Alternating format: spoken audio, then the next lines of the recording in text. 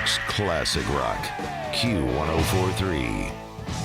Ordinarily, we begin visits with celebrities who are in town by shamelessly plugging what it is that they're in town for. But actually, he's in town to enjoy himself right this very moment by going to a Ranger game. That is right. I live in. Well, I hope you're not a Rangers fan because they're having a really sucky season. Actually, I'm from Las Vegas, and we have a new NHL expansion team. That's right. The Golden Knights. We are 8-1. Whoa. We have the best start of any professional expansion team in the history of pro sports. Wow. After this mini games. And my manager is a Rangers fan, so he has season tickets. So we thought it would be fun for he and I to. They're playing the Golden Knights here in New York, so we're going to check it out.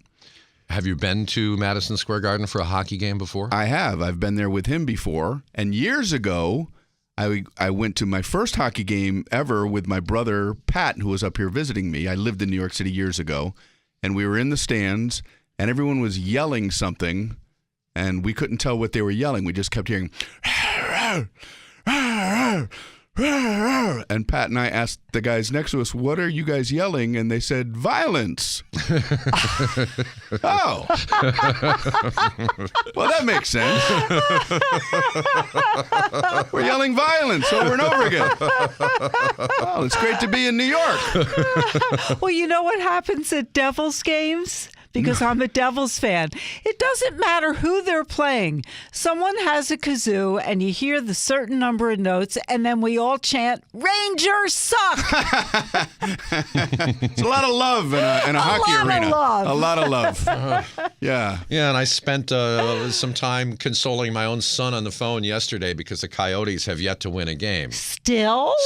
That was our last victory. We beat them 7-0 on our last game. And they don't even have a captain because nobody will do it. No one. They have several players with A on their jersey, but no one with C. Nobody will take the job. Wow. So the head coach says, "I'm going to nominate you captain," and then the guy goes, "No thanks." That's basically the situation. You. Wow, that's rough. I never even heard of that. That's basically That's it. really terrible. Hockey's a rough sport. Yeah. So they got a bunch of C's just hanging around. Yes. And no one wants them sewn on their jersey. Right. Whoever would take it would get it, and nobody wants it.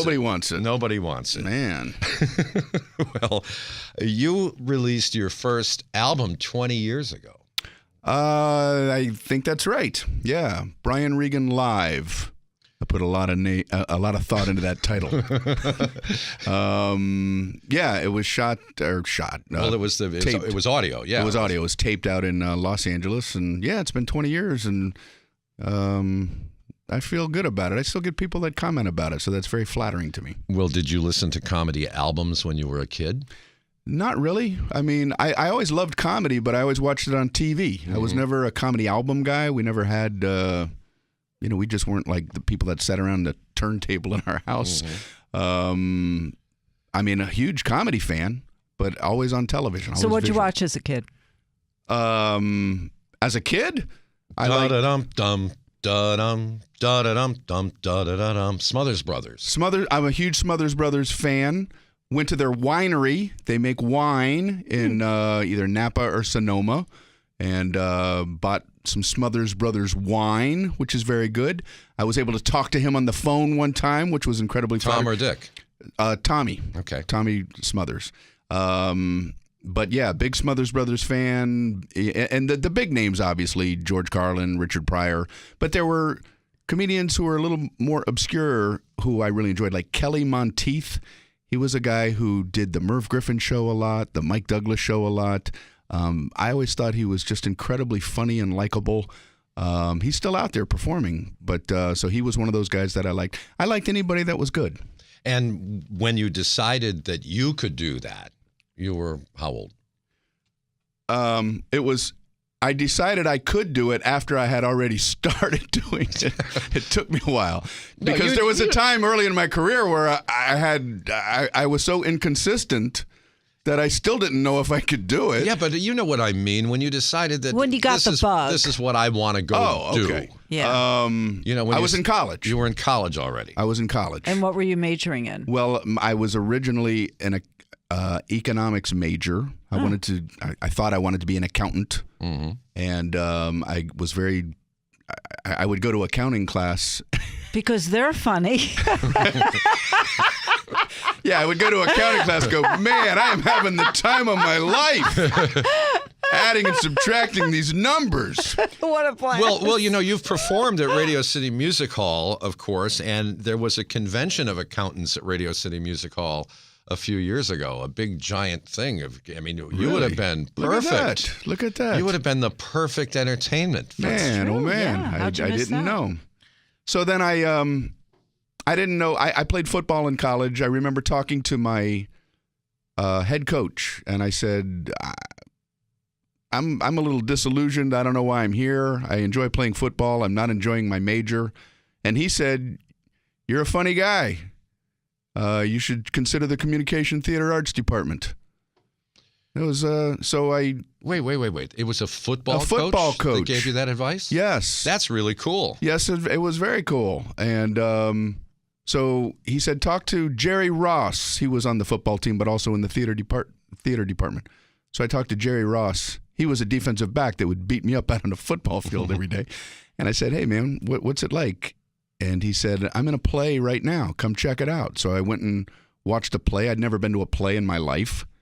Not that I was a narrow-minded jock, but I just wasn't open to that world, And he was in a play called Deadwood Dick. And I remember watching him, and he's a defensive back, but now he's on stage wearing a cowboy hat and singing songs. And I thought, he looks like he's having a ball. And so I switched majors to Communication Theater Arts. One of my first classes in that major was a speech class, and I used to just try to make my speeches funny so I wouldn't bore myself. And that first time I got to class laughing, something just got inside me. And I remember walking back to the dorm thinking to myself, I've never felt like this walking back from accounting class. So whatever that was, I just pursued it. But do you do your own accounting? Do you do your own tax stuff? Taxes are so unbelievably complicated. You have to have different, if you're on the road, Yeah. you have to file income tax in all those states. Oh, that's right. Every so that's one of them. complicated. I can't do that. I do keep track of everything. I keep track of all of my expenses and all that sort of thing. I'm very anal about that, but then I have to hand it off. I can't. That's what it's like for the athletes too. Yeah, that's a mess. The only part of doing my taxes that I can do is when you get to that part that says fishing boat proceeds. And I always know that my fishing boat proceeds are zero. I didn't know there was a category. There's a line, for that. and when you do your tax, and I never understood it. It always says Really? fishing boat proceeds, and I'm like, why is this a special thing? So I'm like, this I can figure out. I know this year I made nothing on my fishing boat. So. Well, Proceeds. On my fishing boat proceeds. Well, you watched the Smothers Brothers when you were a kid, and then years later on that same network, you appeared quite often with David Letterman on Late Show. And as it turned out, that when that show concluded its long run, you were the comedian who appeared on it the most.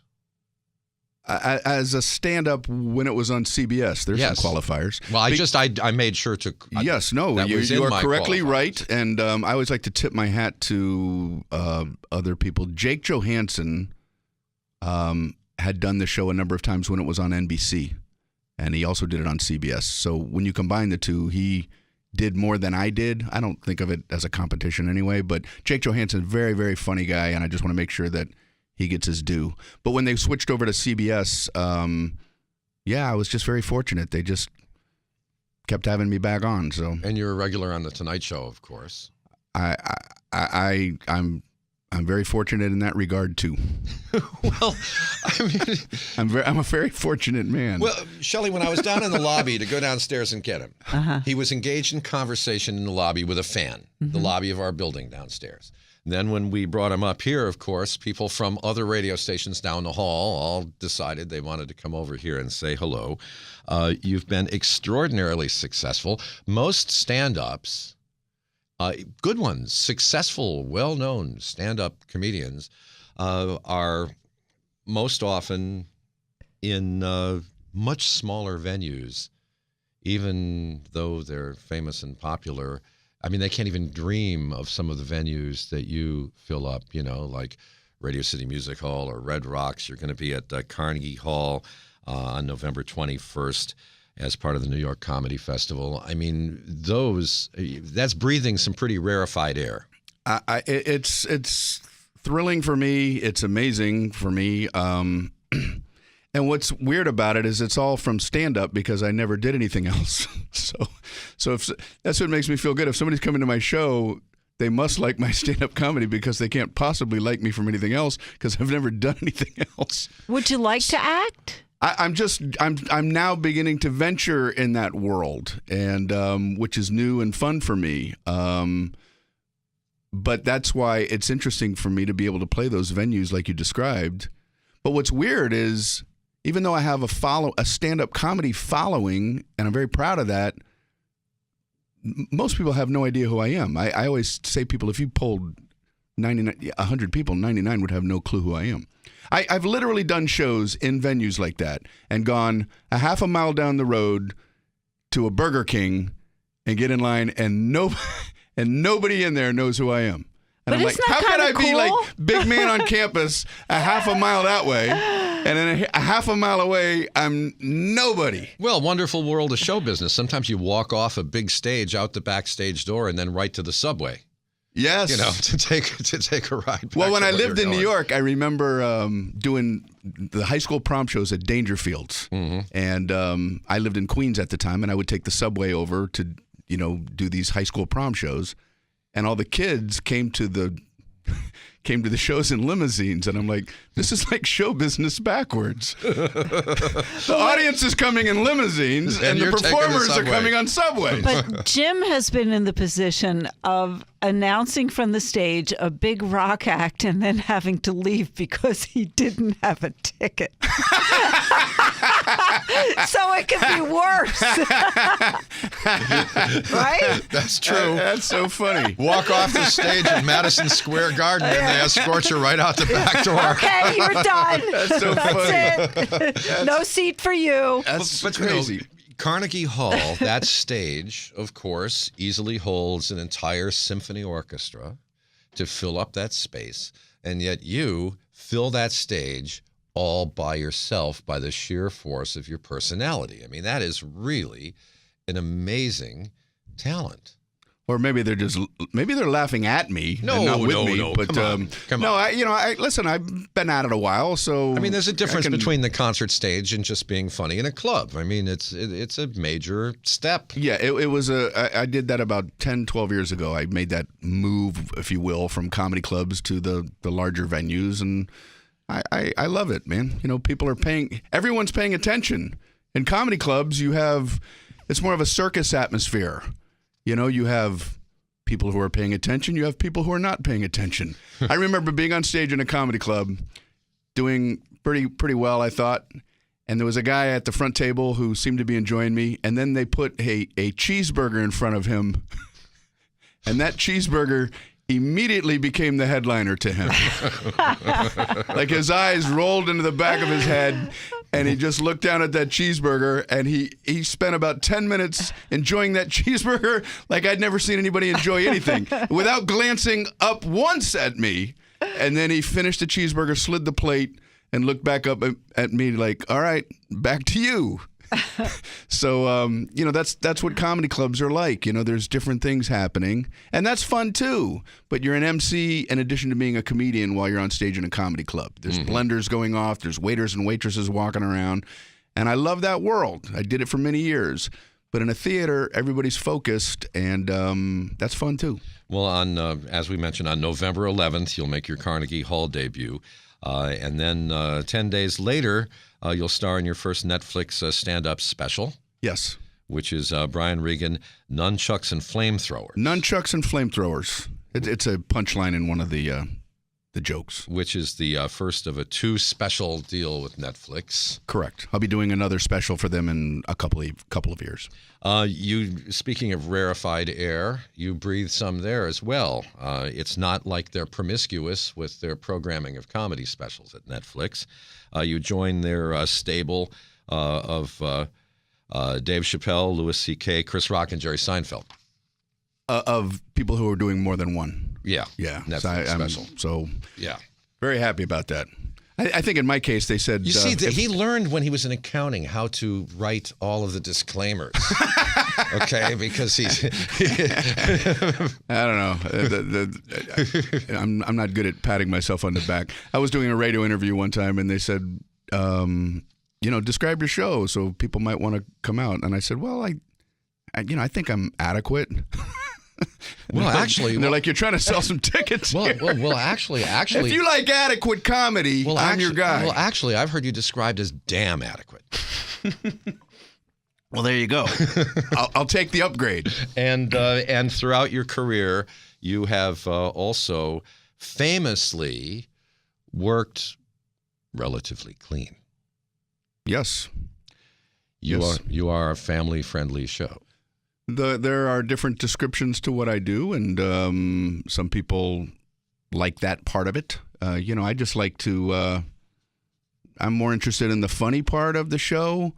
I guess it does happen to be clean at the end of the day. That's not the way I promo it, but there are people out there who like that part of it, and for them, that's cool. But I don't blow my horn about that.